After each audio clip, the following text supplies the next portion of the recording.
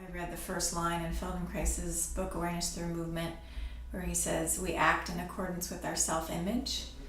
And I was very intrigued by that. I'd spent many years thinking about body image issues as a woman growing up in this culture. I was overweight as a kid and have always struggled with food body stuff, and I was trained to change my sense of my body image through my mind, doing like psychological work or just more mental processing. And when I came to the Feldenkrais method, I was on a search for how to have a more loving relationship with my body. And I had a lot of questions and I didn't have a lot of answers. And I really didn't know much about the Feldenkrais method. I called this person who was organizing a training in Berkeley, where I was living at the time, and asked some questions about the training. And she said, just come the first few days and see what you think. So I went, and then I stayed. And I had no idea what I was getting into. But after a few days of awareness through movement, maybe the first day I get bored after 4 years of moving slowly and feeling myself. Will that be boring after a while? But maybe by day 2.5, I really started to feel different. How I was carrying myself was different, how I was feeling about myself was different. And I so wish that I had a before and after picture or video of how I moved, how I sat, how I was in the world, because it's so different now. Now sometimes people ask me, are you a dancer? Before I came to the Feldenkrais method, I didn't,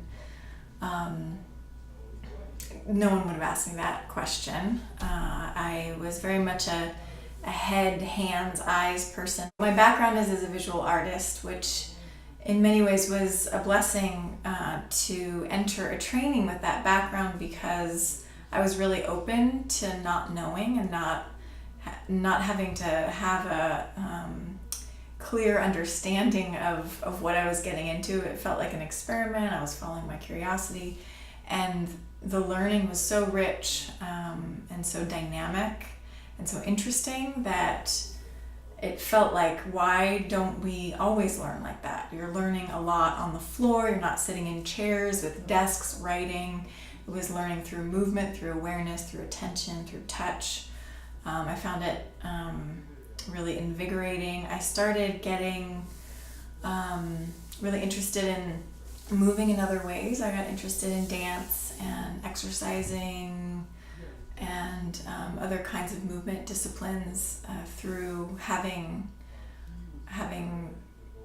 more options of how to organize myself, how to move myself, how to coordinate myself, how to slow down and break down movement into smaller parts so that I could make movement accessible that wasn't accessible before.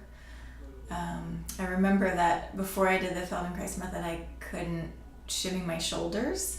And then there was one day after some training, I was sitting in the car and there was some music, and I started doing this little movement that we had done in the training, and then it got faster, and then I was like, oh, I can shimmy my shoulders. It was amazing. I'm really interested in how the work brings me back to my whole self. And that's a concept that I don't think I really understood before experiencing the work, but it's definitely something that comes along with other psychological processes. The idea of wholeness is in other disciplines, but I think that